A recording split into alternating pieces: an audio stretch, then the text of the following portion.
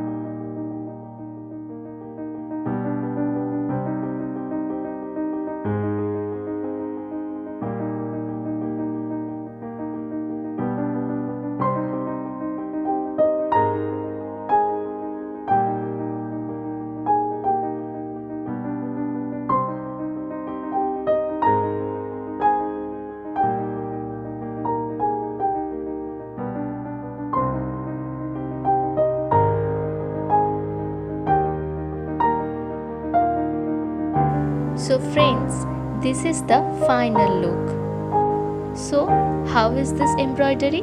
Tell me in the comment box. I feel inspired after reading your comments. Thank you so much for watching this video.